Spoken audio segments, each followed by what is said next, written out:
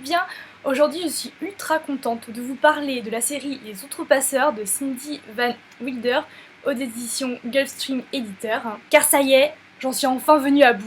C'est bon signe quand tu dis ça? Oui, vous inquiétez pas, c'est juste que mon seul bémol c'est que ça n'a pas été un coup de cœur pour cette série comme ça a pu être pour Margot Liseuse. Là on a fait une vidéo de présentation, donc je vous mettrai le lien dans la barre d'infos. Moi ce qui m'a fait succomber c'est qu'elle a dit que ça parlait d'un monde magique. C'est une série en 3 tomes, le premier que je vous mets ici car j'ai pas le premier tome et le second tome physiquement dans ma bibliothèque. Donc le premier va effectivement parler de l'histoire avec un grand H, de l'histoire passée, qui explique en fait comment les protagonistes de l'intrigue actuelle se sont retrouvés là. Mais c'est quoi les Outrepasseurs hein? Le deuxième va du coup reprendre l'intrigue principale, donc dite présente. Voilà, on l'a continué et là on va suivre donc le protagoniste de Peter, jeune outrepasseur. Hein. Ils font quoi exactement les outrepasseurs? Attends, je te dis ça à la fin du 3. Hein. Et le tome 3, donc la suite et la fin de la série. Alors qu'est-ce que... Découvre-le par toi-même. Que veut dire à part que ça a été pour moi une bonne lecture parce qu'on est vraiment dans un monde magique et on sort des mondes dystopiques dont on est inondé, qu'on voit partout. Donc rien que ça, c'est un peu une originalité et surtout une originalité dans le fait qu'il y a il y a une vraie histoire avec un grand H, donc des faits. Hein. Il y a un vrai patrimoine historique et c'est vraiment quelque chose qui m'a plu. Déjà, je pense que comme j'adorais tout ce qui était mythologie quand j'étais enfant, du coup ça reprend un peu ça quoi. On sait que c'est fictif et à la fois j'aime bien tous les protagonistes qu'il y a dans le monde des fées. Entre déesses, nanan, le chasseur, la morse, la 3 fois morte, la 3 fois née, enfin... Quelle imagination. J'ai du coup été déçue qu'elles reprennent le conte de Blanche-Neige parce que pareil, on en voit beaucoup des reprises de contes plus ou moins bien faites. Donc sur le moment j'étais déçue parce que je trouvais qu'elle avait pas besoin de ça, que c'était déjà une telle richesse en termes d'histoire, de personnages, de monde. C'était tellement bien fait, elle a pris le temps de le faire dans le 1.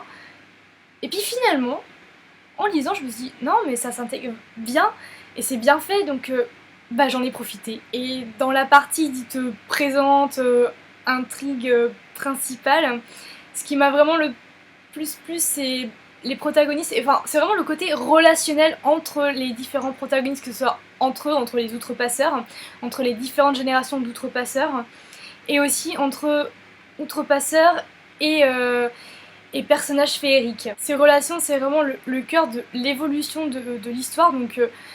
Ils sont tellement bien faits que forcément ça fonctionne et c'est vraiment très intéressant. Est-ce que je parle aussi de la multitude de personnages que regorge ce livre et qui est un régal pour notre imagination? Est-ce que j'en parle? Bon bah je l'ai fait. Est-ce que j'en suis ennuyée? Non, je trouve que ça se lit plus vite que ça n'y paraît.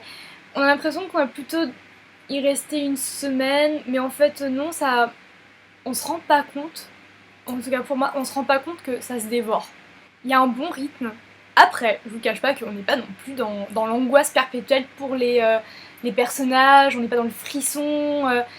Moi j'étais plus fascinée par les personnages, surtout le personnage du chasseur et d'autres personnages féeriques un peu comme la messagère de la mort. J'étais plus dans cette admiration, dans cette fascination et je voulais voir comment ça allait se terminer, comment ils allaient...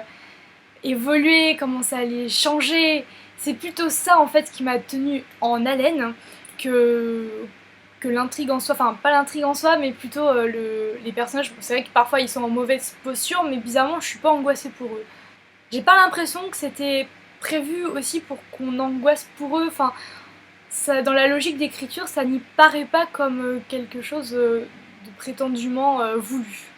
Donc ça me dérange pas en fait de pas avoir ressenti d'angoisse pour eux parce que c'est pas spécifiquement ce qu'on nous promet à la base.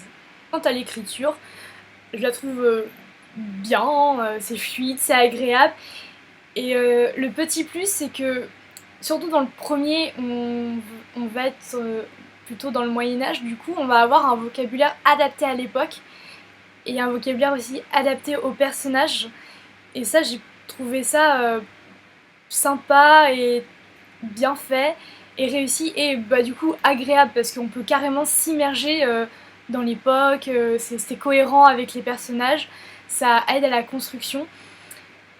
Donc rien que ça, non, il y a des très bons éléments dans cette série.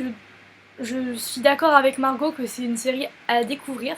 Je saurais pas expliquer pourquoi ça n'a pas non plus été le coup de foudre, mais ça m'a pas non plus déplu. Au contraire, c'était une bonne série. Je regrette pas du tout ma lecture et j'espère que vous viendrez m'en parler en commentaire. Ça me plairait beaucoup d'avoir vos avis dessus. Et une dernière note superficielle, artificielle, tout ce que vous voulez.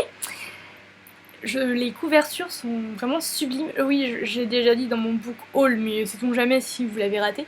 Elles sont vraiment bien faites. Et je trouve que rien que ça donne vraiment envie de rentrer dans le récit. C'est vrai que ça veut rien dire hein, techniquement les couvertures, mais ça aide en tout cas à l'appréciation générale. C'est sûrement, enfin c'est inconscient, mais bon, c'est bien de le signaler en tout cas pour l'éditeur, comme quoi il a vraiment fait du bon boulot. Sur ce, je vous laisse. Je vous dis à très bientôt, je vous souhaite de très bonnes lectures et je vous fais de gros bisous.